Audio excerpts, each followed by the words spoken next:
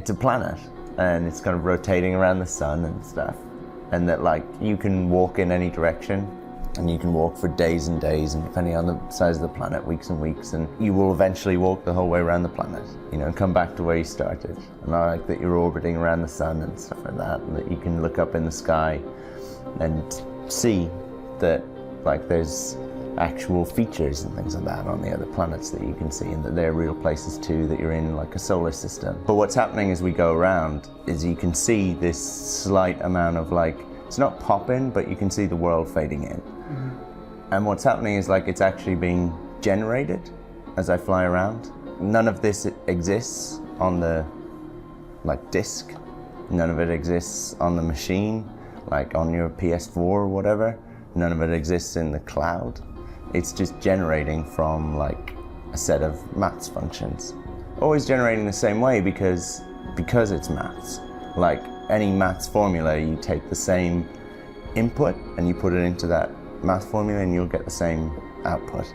And for our game, the formula like is really complex. Well, a series of really simple formulas actually laid on top of each other to create something quite complex, which is the universe. So that's our formula for like the universe and for the planets and everything else. And the input is your position. So you give it any position in that universe and it will create everything that you see around you. That's the output. So for instance, like there's no real loading time.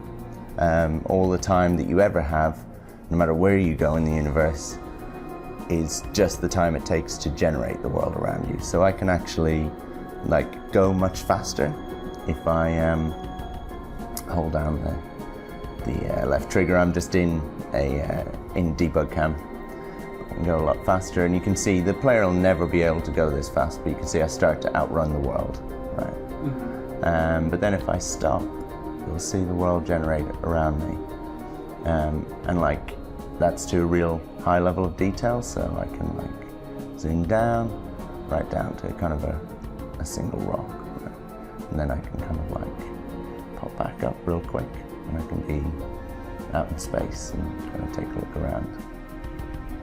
Why haven't other developers done this before you? I don't know. Some people have done things a little bit like this. You know, no one's quite gone to this taken it this far before. Yeah, I'm not sure. I think one part of it is that like this is a kind of a next-gen idea.